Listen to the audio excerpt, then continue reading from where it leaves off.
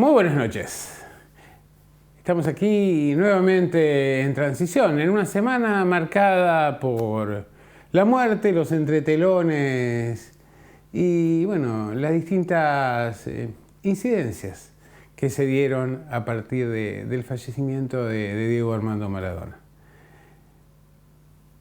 Un ídolo de una envergadura tal, naturalmente demandaba no solo la atención, sino las reacciones que generó a lo largo del planeta. Nadie permaneció al margen, para nadie fue inadvertido. El mundo sigue, la Argentina sigue. También el liderazgo espiritual de Diego Maradona seguirá. En nuestro programa de esta noche vamos a rendirle un homenaje a nuestro gran ídolo, al 10. Vamos a hablar con Víctor Hugo Chaire, que fue compañero suyo, amigo suyo en Los Cebollitas, y que nos va a mostrar cuáles eran los sentimientos que engendraba en quienes lo rodeaban, aquellos que tuvieron la suerte de compartir distintos tramos de su vida con Diego Maradona. También han ocurrido otras cosas importantes que a lo mejor se invisibilizaron ante lo que fue este hecho de trascendencia universal. La aprobación de la ley de cannabis abre fabulosas posibilidades dentro de la ciencia médica y también a distintos niveles del aparato productivo, para la construcción, para la aerodinámica, para los combustibles. Para hablar puntualmente sobre la importancia de esta ley, largamente postergada, vamos a hablar con la doctora Karina Ducci, que desde hace mucho tiempo viene llevando la bandera de la reivindicación, de las posibilidades del cannabis aplicado a las ciencias médicas. Finalmente, vamos a entrevistar a Martín Cuesta, doctor en Historia, quien nos va a señalar que si bien la coyuntura actual tiene su excepcionalidad, tiene muchos parecidos con otro momento no tan lejano de la historia argentina, la Guerra de Malvinas y la posguerra de Malvinas. De este modo, embargados por la tristeza, pero con el convencimiento de que Diego está en el lugar donde quería estar, con sus padres, en el cielo, donde no tengo dudas que nos estará viendo en este momento. Iniciamos nuestro programa de hoy de En Transición. No te lo pierdas.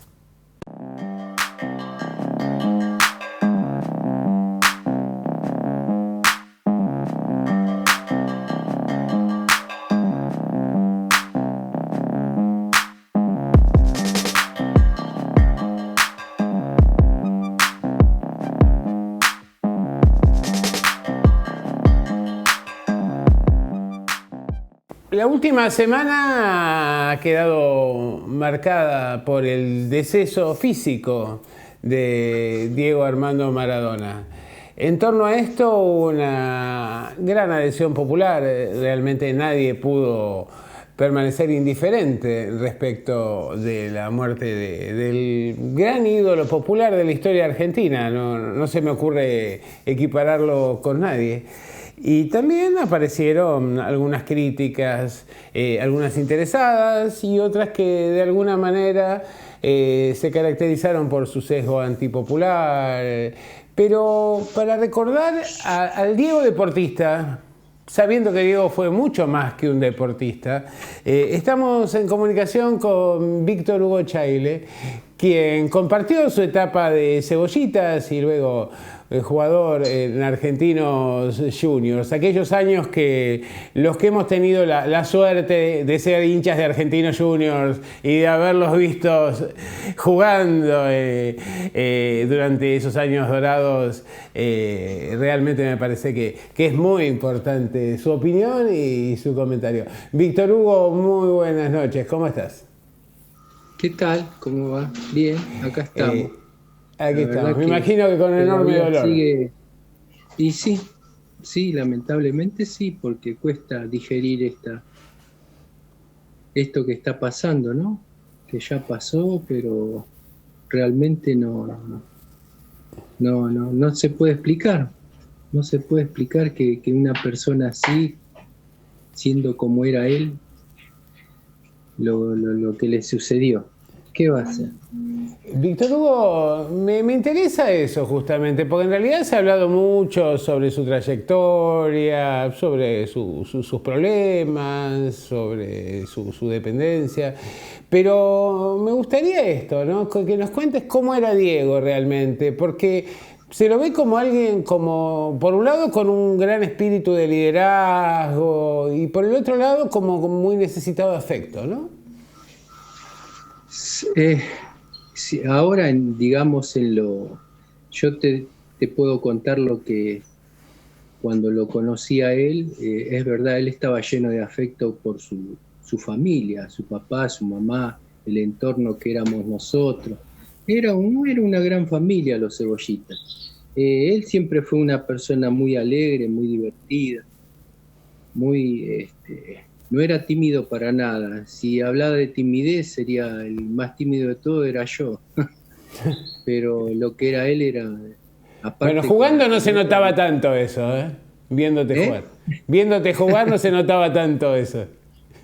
Eh, Sería que dentro de la cancha parecíamos nos transformábamos, digamos. Dejábamos todo por querer ganar, lógico, ¿no? En el buen No solo lo que sentido. dejaban y lo que demostraban, sino lo que transmitían, ¿no? Eh, y también uno a veces después de grande se va dando cuenta de esas cosas, ¿no? Porque mientras pasa el día a día, o sea, la alegría que era juntarnos en el entrenamiento, en esperar el partido, siempre era una ansiedad de querer estar ahí en la cancha, porque la verdad que el fútbol realmente es una pasión, y Diego tenía eso, tenía pasión por el fútbol y por sus amistades también, porque no dejaba de ser un buen compañero, una buena persona. La verdad que no se le puede. Yo te digo, de los 11 a los 20 años que estuvimos, porque mientras alternaba, él cuando subió digamos, en séptima división, deja la división y sube ya directamente a primera. Sí. No nos dejábamos de ver y él siempre igual, no tenía un cambio con nosotros para nada, seguía siendo siempre el mismo compañero, al contrario, nos iba a ver a veces cuando jugábamos de local, nos iba a ver, nos venía a ver, nos hacía un asadito con el padre, me acuerdo, después de jugar el famoso asado. Son cosas Eh, muy lindas que uno está recordando, la verdad que me imagino que sí, y sobre todo esto, ¿no? El hecho de que generalmente y en un medio tan competitivo como el del fútbol, el hecho de conservar la humildad y no olvidar los orígenes a veces no es tan frecuente. la verdad que sí. Sí, sí. Después que él, digamos, ya surgió más arriba, ya era muy difícil. Cuando se fue de la Argentina, se fue para España, después Italia, ya era muy difícil de encontrar. Te digo, cuando él le rompen el tobillo, siempre me quedó eso. Eh, Jugando en En Barcelona, Barcelona, sí. estuvo acá como 2 semanas en Argentina, haciéndose una rehabilitación, se había venido. Y yo hacía más o menos como, sí, fácil, 5 o 6 años que no lo veía. Y un día lo voy a ver a la quinta, pero como que me hubiese visto, que nunca me había dejado de ver.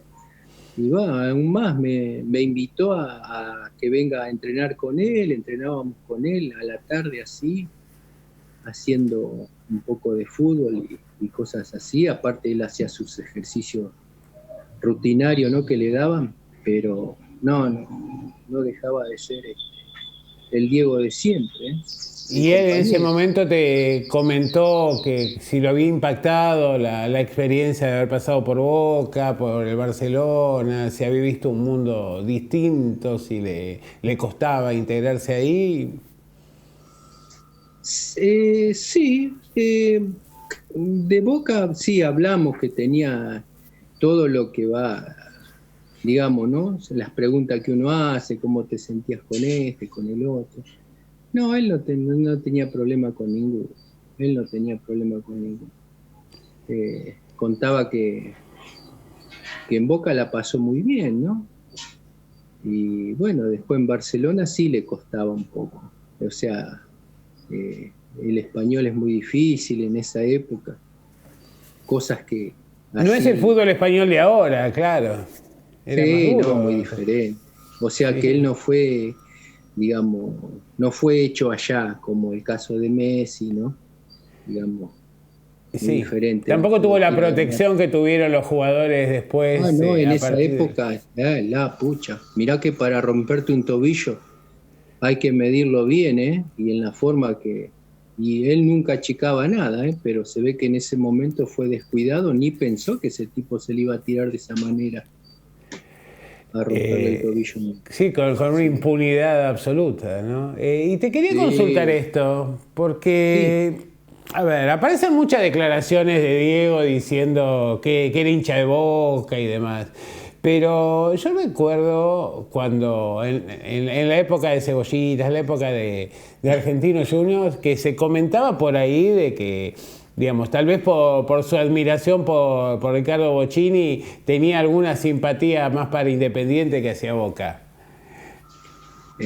Sí, eso sí, siempre sabíamos joder con eso. Estábamos los hinchas de Boca, los hinchas de River, hincha de Independiente, hincha de San Lorenzo. Sí, él con su Bocchini era muy fanático de Bocchini. Se lo, se lo veía más por ese lado, ¿no? Siempre nombraba más a Bocchini que a Independiente, pero sí, tenía una simpatía por Independiente. Vos lo Sí, ves eso en el sí. Mundial del 86, en ese momento que entre Cerratito, Bocchini y la cara de Diego era como su ídolo, Oh. aunque Maradona lo había superado largamente. Sí, es verdad. Sí, sí, me acuerdo de eso.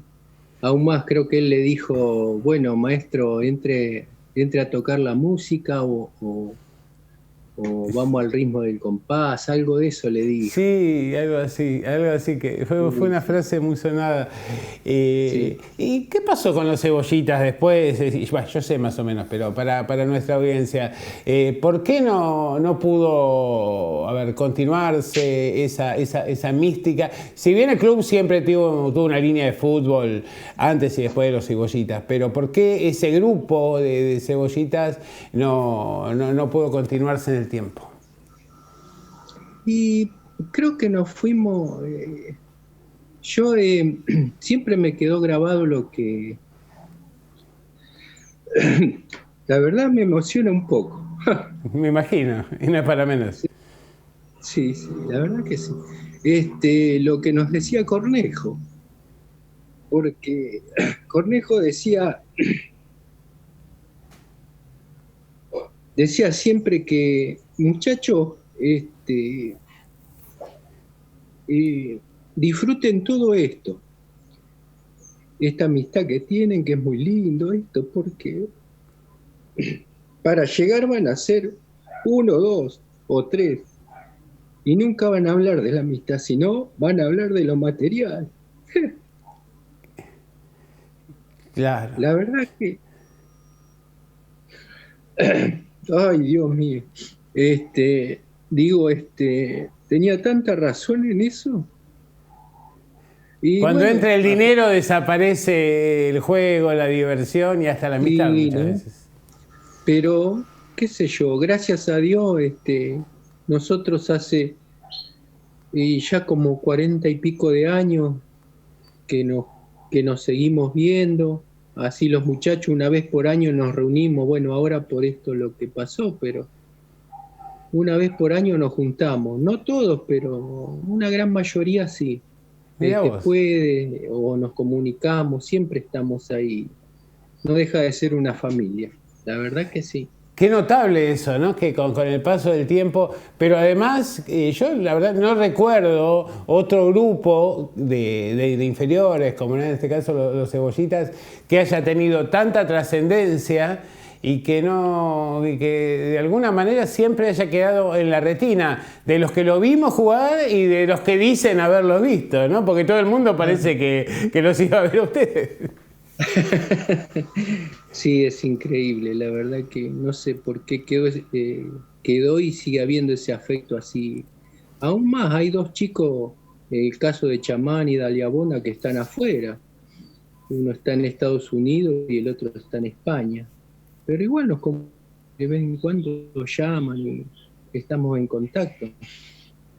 No dejan de, no dejamos de comunicarnos. Día, Vic- sí. cada Y es algo Víctor muy lindo. Hugo, te agradezco mucho la comunicación, la verdad. También te agradezco todos esos momentos de alegría que disfruté hace muchísimo tiempo y bueno, realmente va a ser duro y sobre todo para quienes lo trataron y para quienes disfrutaron de su amistad poder superar este deceso que va a ser en lo físico, porque en lo espiritual y en el alma del pueblo siempre va a estar presente. Es verdad eso lo que cuesta asimilar, cuesta creer que uno se levanta y decir que este chico, que Diego haya fallecido, cuesta, cuesta realmente. Pero bueno, eh, mirá vos, de a poco, ¿no? Eh, no tiene explicación, para mí no tiene explicación, hay que asimilarlo, ¿no? En algún momento, este, la verdad que me emocionó mucho esto. Y no es No, para no, no menos, hay y se palabras nota todo como el para enorme describir. afecto que tenías hacia él y creo que se lo habrá Sí, conquistado en buena ley. sí, no, muy buena persona.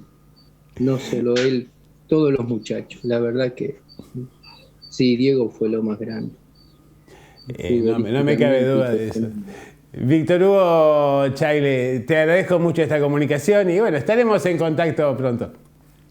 Bueno, a vos, que Muy sigas bien, ha bien. sido Hasta Víctor la Hugo próxima. Chaile, ex cebollita, amigo de Diego, y bueno, vemos cómo su emoción expresa lo que era Diego y lo que era su sentimiento, su afecto hacia su amigo. Seguimos en transición.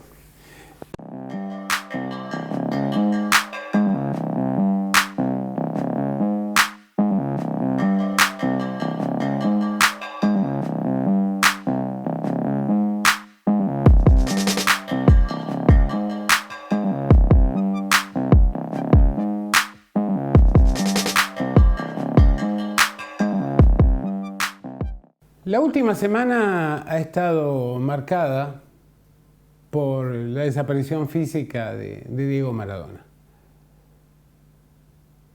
Siempre supimos que Diego era un ser excepcional en sus virtudes y también en sus puntos oscuros. Lo que no quedaba en claro tal vez era el impacto que generó a nivel mundial su muerte.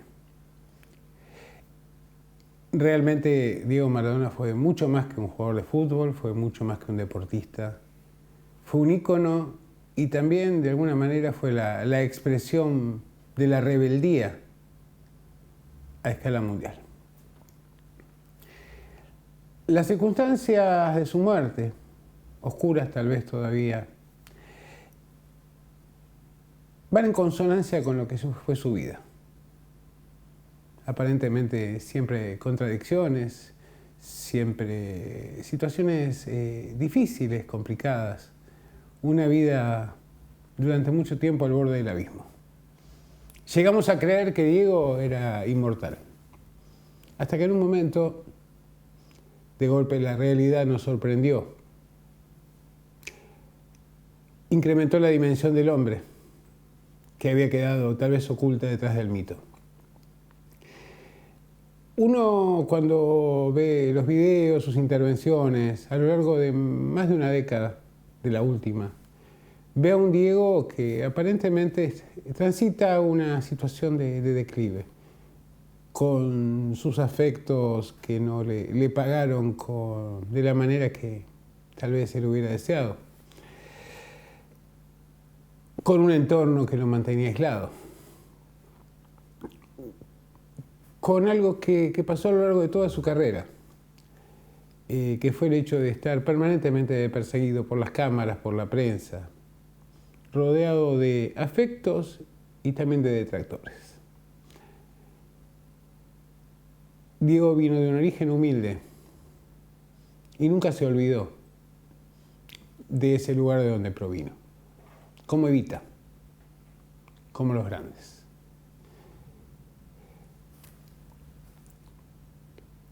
Mucho se puede decir respecto de cómo fue el funeral, de los defectos de organización, de si el gobierno debió aceptar la imposición de quien ya no era su esposa hace mucho tiempo, y consultando solo a 2 de los 11 hijos que hasta ahora están reconocidos.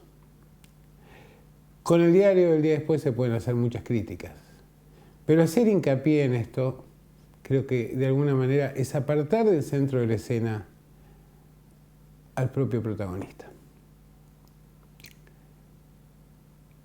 En esa despedida de su vida terrenal, Diego Maradona recibió el afecto de su pueblo, el enorme afecto de su pueblo, como el peronismo al cual siempre perteneció y siempre se reconoció como peronista, como su padre, como su madre. En ese peronismo de Perón y de Evita, en ese peronismo que buscaba la felicidad de los humildes, la honestidad, los principios y sobre todo la patria, el patriotismo. Realmente cuesta encontrar, luego de los últimos 50 años por lo menos, una figura que represente tanto a la patria, tanto al ser nacional de los argentinos como Diego Maradona. Con sus contradicciones, que son las que tenemos todos. No vale juzgar, nadie puede ser juez de otro. Todos tenemos virtudes y defectos. Como alguien decía, un día en la vida de Diego Maradona equivale a experiencias que la mayoría de los mortales no tienen a lo largo de toda su existencia terrenal. Por eso el reconocimiento, y no solo el reconocimiento de su pueblo, el reconocimiento a escala mundial. Diego se codeó con los poderosos. A algunos le dio su respaldo, como a Fidel, como a Chávez, como a Néstor Kirchner, como a Cristina, como a Evo Morales, como a Alberto Fernández. A otros claramente le marcó sus diferencias. Nunca temió confrontar. Confrontó incluso con el presidente de los Estados Unidos. Apareció abrazado con Vladimir Putin en una especie de rol de showman durante el sorteo del Mundial de Rusia. Pero ese rodearse de los poderosos o con los poderosos no implicó que Diego siempre tuviera un acercamiento con los más humildes y que siempre en sus acciones buscara, o tal vez espontáneamente provocara, la alegría incluso de los más pobres. Lo recordamos en sus momentos tristes, pero sobre todo en sus momentos alegres. ¿Quién le dio más alegrías al pueblo argentino que Diego Maradona? Recordamos la revancha de la Guerra de Malvinas, como se lo tomó en aquel momento, en aquel partido mítico frente a Gran Bretaña, con ese gol que fue el mejor gol de la historia, pero con ese otro gol con la mano, con esa mano de Dios, que representaba toda la picardía, que representaba su rebeldía frente a las normas, la improvisación. Diego fue excepcional como jugador de fútbol y como persona. Como jugador de fútbol tuvo una virtud que no tuvieron muchos otros, y es que, siendo diferente, también fue uno más. Siempre potenció al equipo, siempre fue un líder positivo. Pero hace mucho tiempo que Diego Maradona no jugaba al fútbol, y sin embargo no había perdido actualidad. Y sus intervenciones siempre fueron polémicas y siempre en un mismo sentido, en el sentido de la justicia, pero no de la justicia institucional, sino de esa justicia plebeya, esa justicia de la sangre, esa justicia que surge de la tierra. Por eso nadie puede permanecer inmune a esto. Y de hecho, nadie permaneció de ese modo. Para la gran mayoría, todavía venimos sufriendo esto, ¿no? Experimentando el golpe. ¿Cómo será el mundo después de Diego? Alguien decía, ni siquiera en Brasil, con el afecto que le tenían a Ayrton Senna, su muerte provocó a escala mundial, ni dentro de su pueblo, las reacciones que provocó Diego Maradona. Y es cierto. Y esto tengamos en cuenta, que Ayrton Senna murió en plenitud siendo deportista y siendo múltiple campeón. Diego murió muchos años después de su retiro, pero su retiro de sus canchas, de las canchas, no hizo disminuir su imagen. Por el contrario, siempre mantuvo su presencia. Supo con quién confrontar. Confrontó con Macri, confrontó con George Bush, confrontó con Avalanche. Es un orgullo decir que es argentino. Que no haya sido Pelé, que no se haya rendido, que no se haya puesto de rodillas frente al poder. Tal vez esos gestos, y no solo las alegrías deportivas, son los que han provocado estas reacciones. Y estas reacciones se multiplicaron por el mundo, por todos lados. En el Líbano, en medio de la destrucción. En todas partes existía esto. En Nápoles, donde el estadio de Nápoles ahora no solo se va a llamar San Paolo por el santo protector, sino San Paolo Maradona. También hubo otros que tuvieron actitudes canallescas, empezando por los Pumas. Y los Pumas, en realidad, el rugby argentino, empezó este año regalándonos un asesinato y terminó el año repudiando a Diego Maradona. Y después de ese repudio tan diferente respecto de lo que fue la actitud de los All Blacks, el mejor equipo de naciones del mundo, dándole su homenaje, los Pumas, que dicen ser argentinos, ni siquiera se molestaron en recoger la camiseta con el número 10 que le ofrendaron sus pares neozelandeses. Claro, seguramente en las casas de los Pumas, los que recogen la ropa sucia no son ellos. ¿Cómo honrar para alguien que juega al rugby a un villero de Fiorito? La grieta está ahí presente. Las explicaciones que dio el presidente de la UAR, de la Unión Argentina de Rugby, fueron realmente muy desafortunadas. Son las explicaciones que alguien que tiene que venir a contar que en realidad nosotros, los humanos, los comunes, los diferentes a ellos, no entendemos los códigos. ¿Y cuáles fueron los códigos que posibilitaron que los All Blacks, que realmente juegan al rugby, hicieran esa ofrenda a Diego Maradona. O los códigos de los Pumas son distintos. Y sabemos que son distintos. Sabemos por los tweets que circularon los días posteriores. Sabemos cómo se burlaban de mujeres, de judíos, de personal de servicio, de los negros. ¿Qué son ellos? ¿Por qué se sienten diferentes? ¿Por qué se sienten autorizados a atacar en manada a chicos pobres?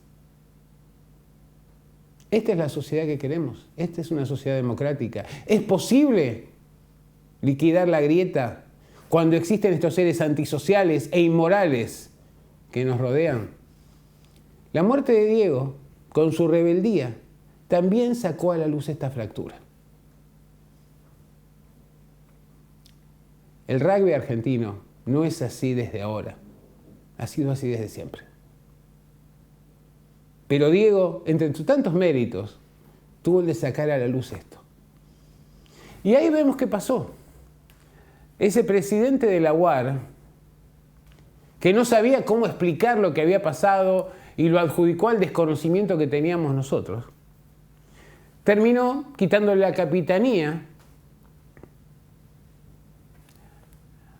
al jugador que no solo, digamos, ni se le había cruzado por la cabeza la posibilidad de rendir homenaje a un humilde, sino que también en su cuenta de Twitter demostraba, destilaba ese odio social, ese odio de clase que los caracteriza. Y no fue el único, circularon otros.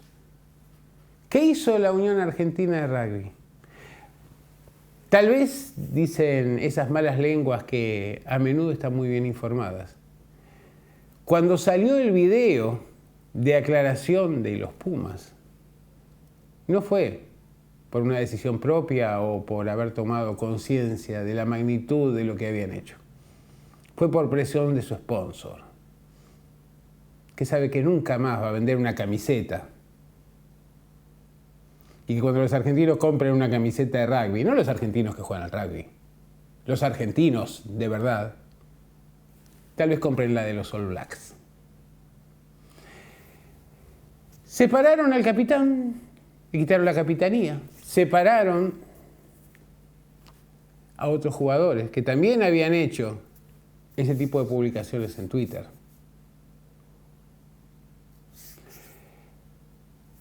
Ese capitán de los Pumas juega en Francia. Ya lo llamaron para que dé explicaciones.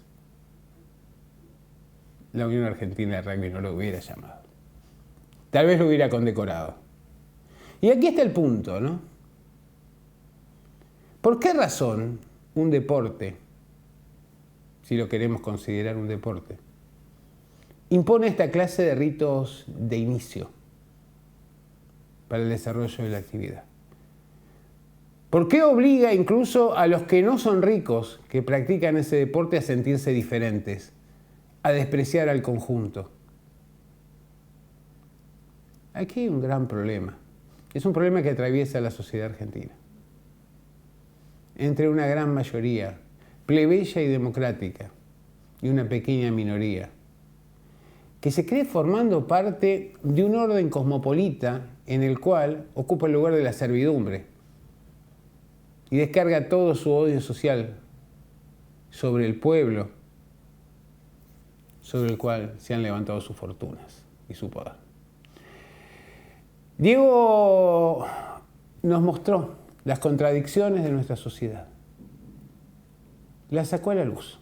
No solo fueron los Pumas, también fueron muchos grupos feministas que ni siquiera pudieron compadecerse con el dolor de un pueblo en el momento más crítico. Seguramente Diego Maradona tendrá cosas que puedan ser criticables, pero ¿quién puede ser juez?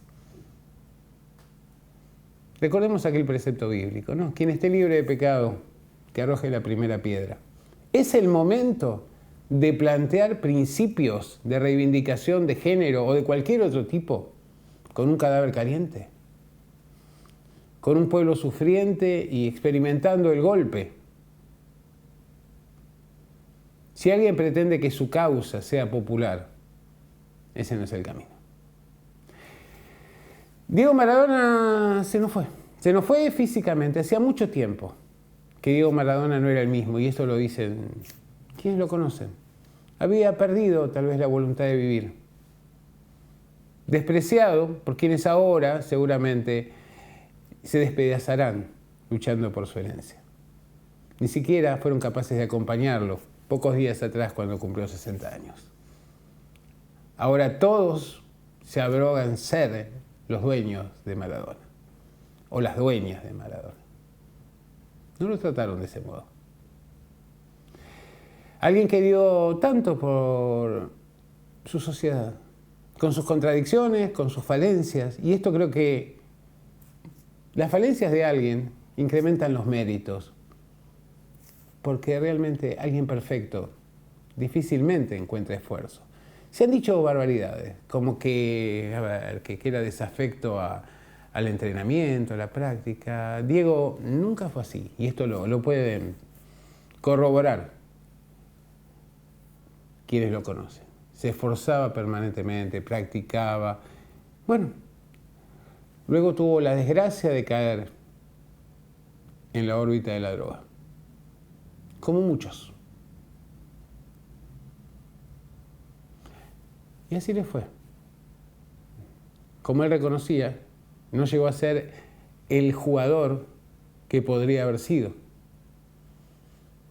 Todo lo que lo hemos visto, recordamos como su mejor etapa, la de Argentinos Juniors en sus comienzos.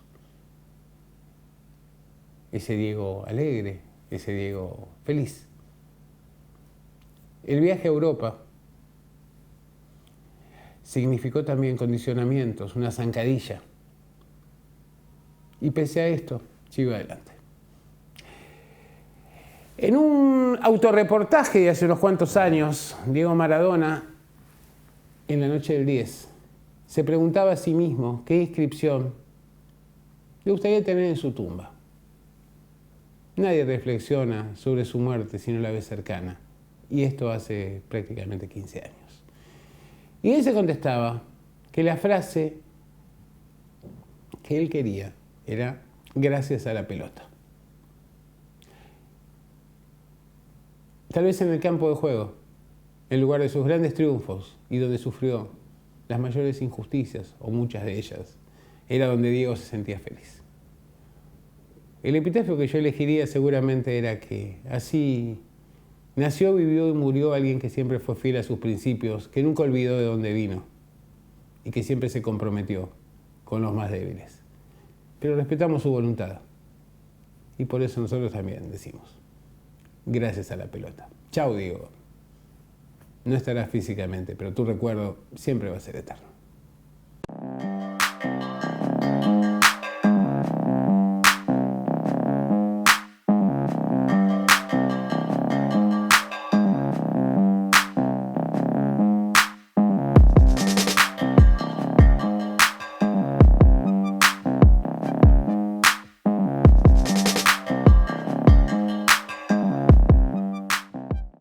Aquí en Transición, a menudo hemos consultado la opinión de economistas sobre la coyuntura económica y financiera que atraviesa la Argentina y el sistema económico a nivel internacional en general.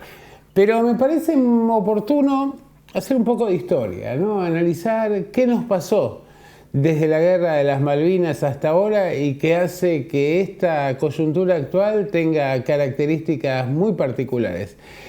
Para reflexionar al respecto estamos en comunicación con Martín Cuesta, doctor en Historia, que bueno, nos va a aclarar un poco de dónde venimos y qué es lo excepcional de la actualidad. Martín, muy buenas noches, ¿cómo estás? ¿Qué tal? Muy buenas, Alberto. Un saludo para vos y para todo tu equipo. Un placer estar con vos en tu programa. Igualmente. Bueno, contanos un poco, a ver, este proceso económico que viene de arrastre desde las Malvinas hasta nuestros días. Sí, a ver, resulta interesante. Estamos en una coyuntura, como han dicho muchos analistas, muy particular. Argentina particularmente tiene un problema del sector externo, tiene un problema del sector fiscal, hay grandes inconvenientes, a lo cual se suma un evento que no ocurre muy a menudo, gracias a Dios, como la pandemia, que llevó una cuarentena que impactó muy fuerte en todo el planeta. Entonces, pensando en coyunturas únicas, te propongo repasar otra coyuntura que también fue única, para el caso argentino, que fue la característica de la salida. Primero la guerra de Malvinas y después la salida después de Malvinas. Adelante. ¿A qué me refiero? Sí, ¿a qué me refiero? A ver, el acontecimiento de Malvinas, a ver, Argentina no había estado en un conflicto bélico desde las guerras del siglo XIX. En el siglo XX, Malvinas fue un evento muy particular que incluso da especificidad con respecto a la región. Y te traía algunas apostillas y después algo un poquito más general. Como bien sabemos, el golpe de Estado de diciembre del 81 quita al presidente Viola y asume por un golpe de Estado dentro del golpe Galtieri, y la cartera de Economía cae a fines de diciembre del 81 en Roberto Aleman, que va a estar durante 3 meses hasta el 2 de abril con un proceso de ajuste ortodoxo de la economía, etc. Pero con la guerra de Malvinas, el viernes 2 de abril, ocurre algo que lo que a veces se llama cisne negro, etcétera, tiene muchas denominaciones, pero es una externalidad que condiciona la economía. Y frente a eso, Aleman va a actuar con diferentes características que van a determinar también lo que va a pasar después con la derrota. Un detallecito. El 2 de abril se declara que se han recuperado las Islas Malvinas. Ese mismo día, el mercado hace una corrida bancaria, lo que se llama técnicamente un flight to quality. Salen los depósitos de los bancos y van hacia el dólar. El lunes, Roberto Aleman va al famoso programa de ese momento de Bernardo Neustadt, Tiempo Nuevo, y en una entrevista que le hacen, él declara que a los argentinos les gusta ir a la guerra en efectivo. Demostrando que estas características... ¡Qué frase! Exactamente. Característica del cómo funciona el sistema financiero del mercado.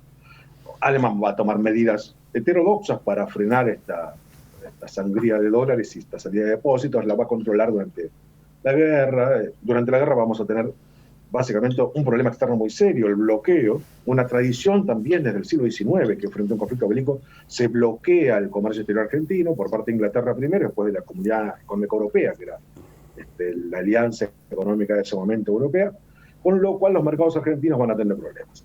Pero saltemos al 10 de junio, fin de la guerra, con la caída militar, la derrota militar, la rendición del general Menéndez en Malvinas, el gobierno cae, Galtieri cae, de hecho renuncia, etcétera, pasa a retiro, no hay una renuncia formal, el gabinete queda dando vueltas.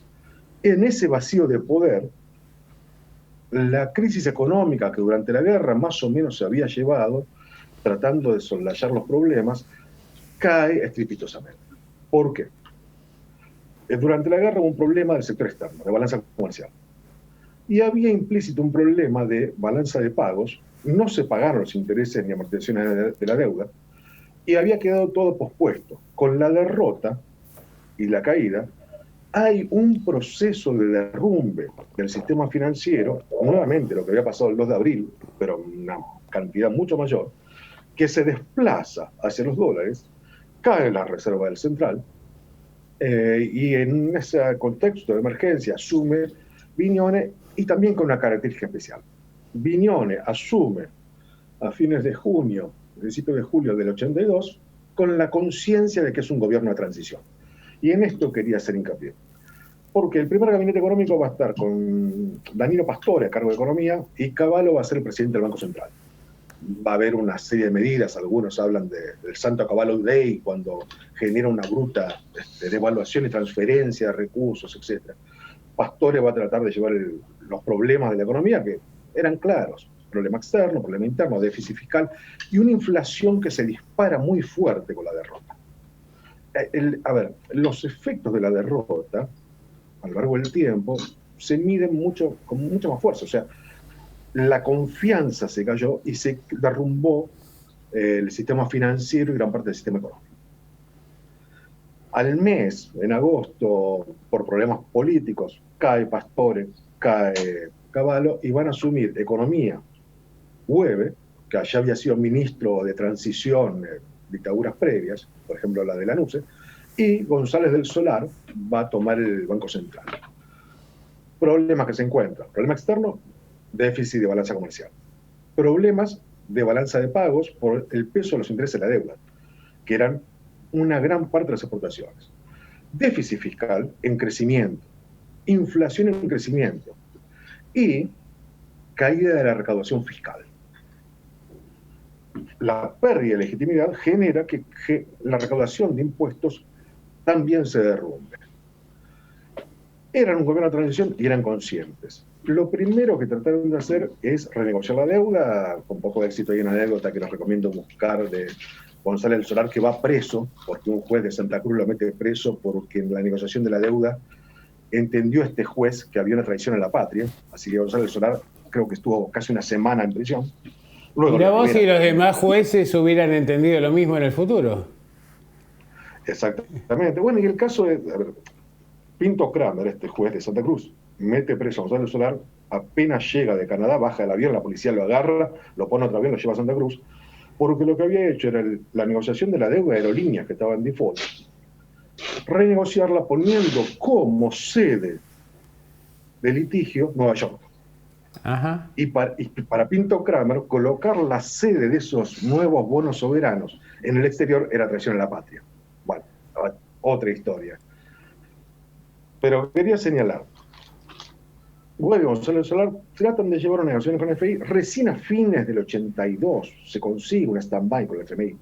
Básicamente porque los bloqueos comerciales continuaban, más que nada en Inglaterra, y porque Inglaterra tenía veto en el FMI y se negaba a que el FMI ayudara a Argentina, por varios motivos.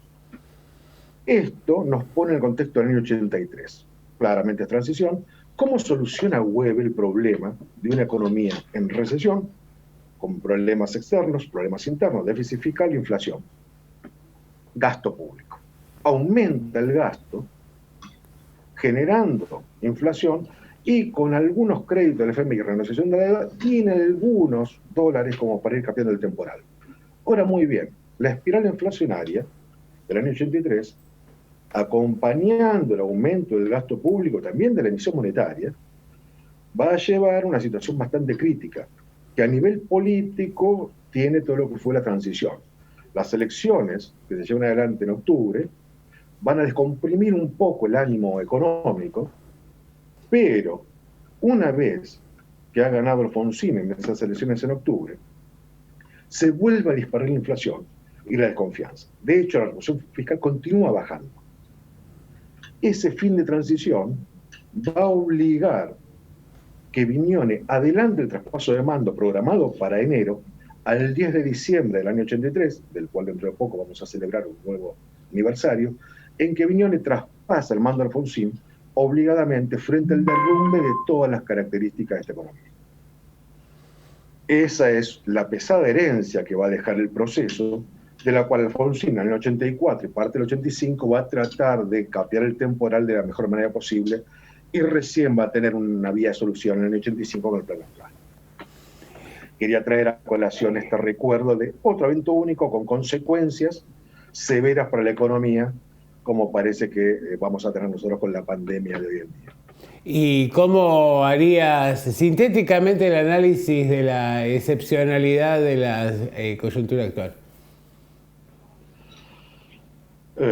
A ver, la excepcionalidad la da la externalidad de una pandemia a nivel global con una cuarentena. A ver, el problema del cierre de los flujos comerciales por la cuarentena global que hubo, sumado a los problemas de balanza comercial que veníamos arrastrando desde hace algunos años, el flujo negativo de la balanza de pagos, más un arrastre inflacionario y problemas de déficit fiscal, nos pone una coyuntura muy similar a la salida de Malvinas. Las corridas que hemos tenido en esta salida de pandemia son similares, o sea, la pérdida de confianza al sistema financiero, el flight to quality, la salida hacia un activo externo como los dólares. Estamos en una situación bastante similar de un shock global, como en la pandemia, frente a Malvinas, que fue un conflicto bélico de alcance internacional por las consecuencias, pero de matriz local por su generación. Es decir, que el macrismo sumado a la pandemia han tenido un efecto equivalente a una derrota militar. A ver, creo que el ánimo en la pandemia fue inclusive mejor que el de ese julio del 82. Pero sin lugar a dudas, a ver, los problemas que desembocan en la crisis de julio venían también de la deuda externa que venía tomándose desde el 76 y que generaron el problema del flujo de capitales y de balanza comercial. O sea, el déficit fiscal que venía sosteniendo esa economía que venía arrastrando ya del 75. O sea, la dictadura y la guerra, a ver, la guerra como un acápite de el sumum de todos los males. Si querés hacer la analogía, obviamente, los 4 años de macrismo, endeudamiento muy fuerte, inflación, déficit fiscal y sobre llovido mojado, la pandemia. Bueno, Martín, nos vamos a volver a comunicar para que nos des tu receta de cómo deberíamos salir de esta situación. Pero como no quiero sorprenderte y además el tiempo es escaso como siempre, no voy a decir tirano porque es una muletilla, te agradezco mucho tu participación y realmente me parece muy interesante esto de analizar el problema económico y financiero en términos estructurales y fundamentalmente vincular la situación actual equiparándola o buscando sus puntos de contacto con la guerra de Malvinas. Muy buenas noches y seguiremos en contacto. Muchas gracias, Alberto. Un gran abrazo para vos y para todo tu equipo. Ha sido un placer. A tu disposición. Seguimos en transición.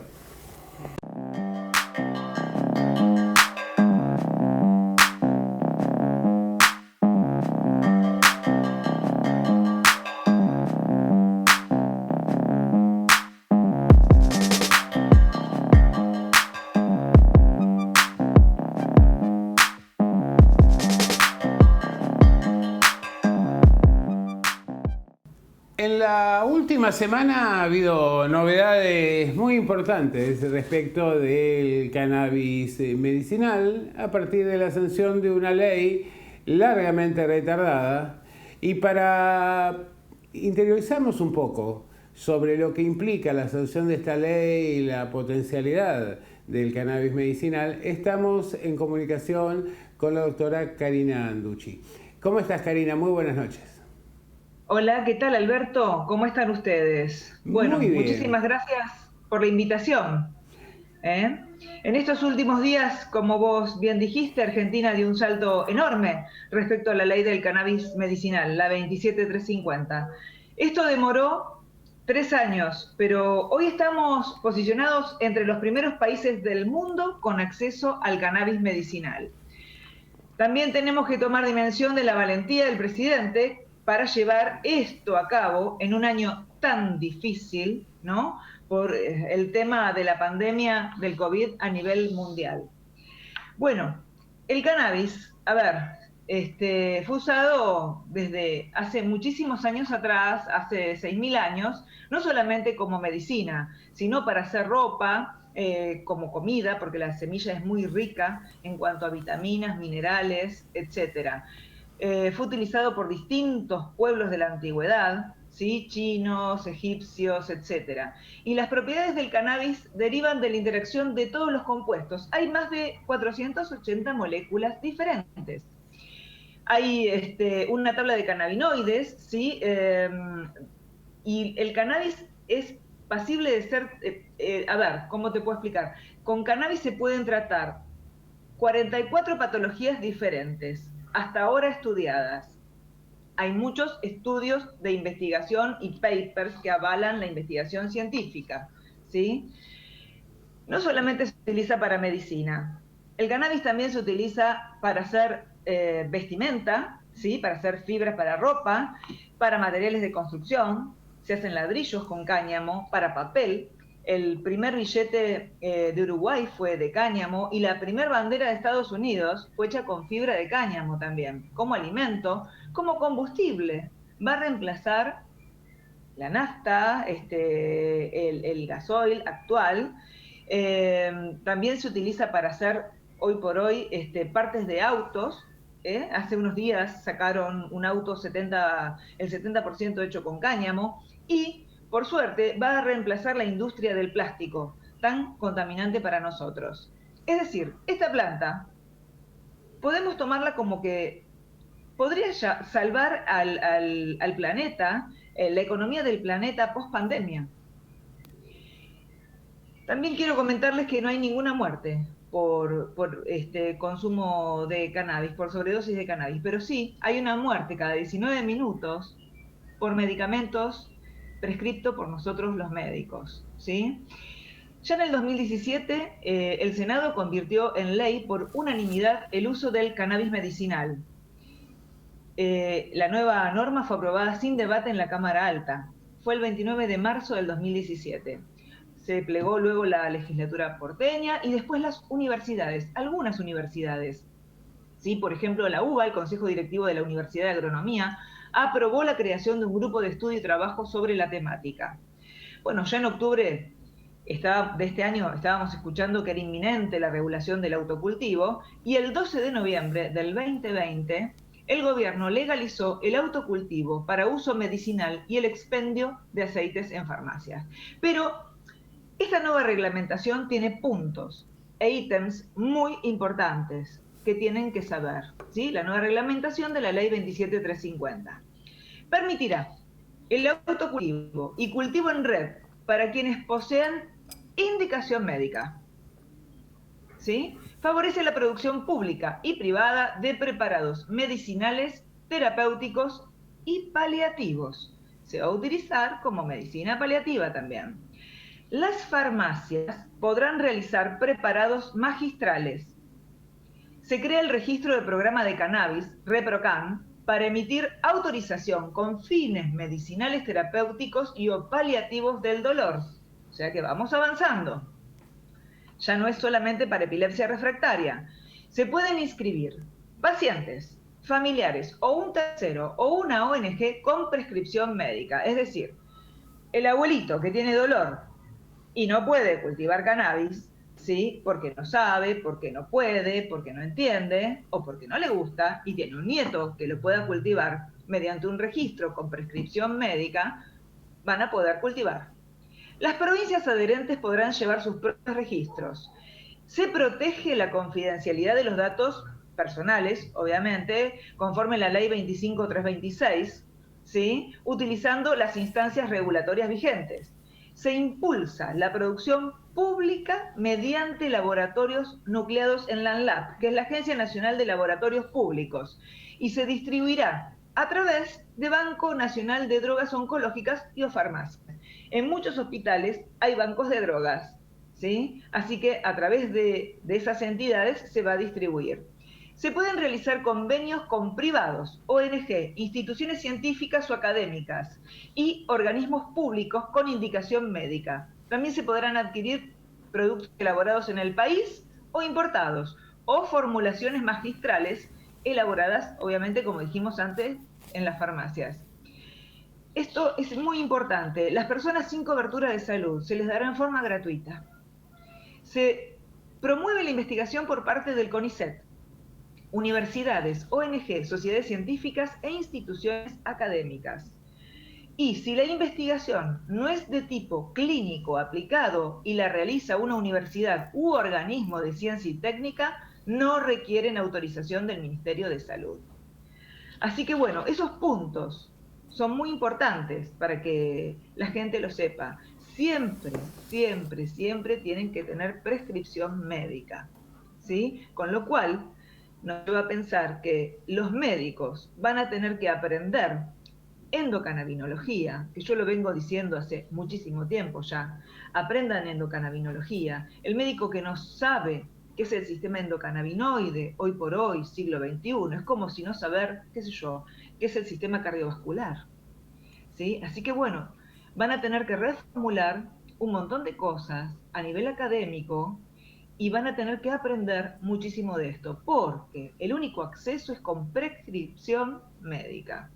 La verdad que es realmente llamativo, ¿no? La magnitud de los aportes que puede generar el cannabis No por nada ya Manuel Belgrano, un siglo atrás, 2 siglos atrás, ya estaba muy interesado en promover el cultivo de este producto. Y lo que a mí no me queda muy en claro es lo siguiente. Este registro que va a ser integrado por los usuarios o personas próximas, parientes y demás, cuando cultiven el cannabis, luego para la producción del aceite, ¿esto tiene que ser derivado de un laboratorio o van a existir cursos para elaboración casera? Me imagino, porque todavía todo es muy nuevo, me imagino que van a intervenir las universidades públicas, que es lo que estamos pidiendo los médicos, que intervengan las universidades públicas para chequeo de cannabinoides. Y también me imagino que el gobierno autorizará laboratorios privados para chequeo de cannabinoides, porque todo tiene que salir con prescripción médica. Los pacientes tienen que saber muy bien qué es lo que toman, ¿sí? El médico tiene que hacer la indicación, ¿sí? Porque para cada patología hay un cannabinoide distinto, ¿sí? No es todo lo mismo. Yo siempre insistí desde el comienzo, hace muchísimos años, que hay que chequear los aceites de cannabis, porque más de uno se llevó una sorpresa con esa cuestión. Sí, Hoy sí. por hoy hay 3 universidades públicas que chequean cannabis: Buenos Aires, Rosario y La Plata, ¿sí? Sí. Así que no sé si te respondo la pregunta. Sí, realmente muy clara tu explicación, Karina Ducci. Te agradecemos mucho la participación, y realmente es un cambio revolucionario el que propone el cannabis. Esperaremos mayores precisiones respecto de este procesamiento y demás, pero realmente creo que la política argentina por fin se ha puesto a la altura de las exigencias, confrontando con los grandes intereses que durante muchísimo tiempo impidieron el desarrollo de la industria del cannabis. Seguimos en transición.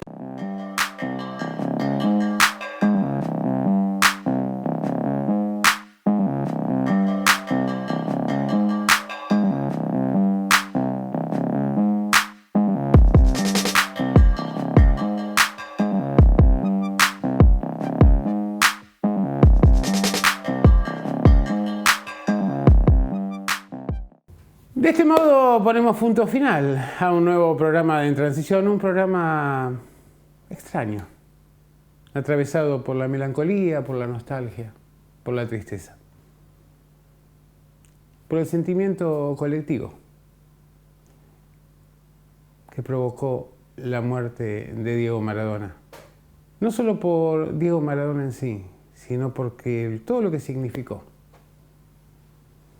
para los argentinos y para buena parte de los desposeídos de todo el mundo.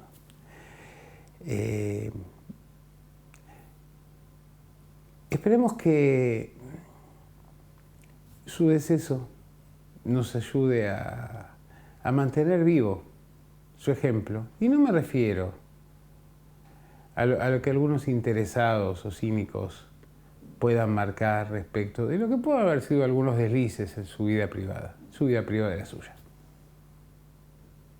Me refiero a la alegría que generó, al espíritu de rebeldía que transmitió. Y sobre todo también a esa expresión máxima del patriotismo. Ahí donde estaba Diego estaba la patria. En todo el mundo se lo asociaba con lo argentino. Tal vez el argentino más conocido a lo largo de la historia. Un argentino que murió, vivió con sus contradicciones, con sus defectos y con sus virtudes. Nos despedimos. Hasta la semana que viene, aquí a las 22 por Realpolitik, simplemente recordando el epitafio que él mismo eligió para su tumba. Gracias a la pelota. Chao.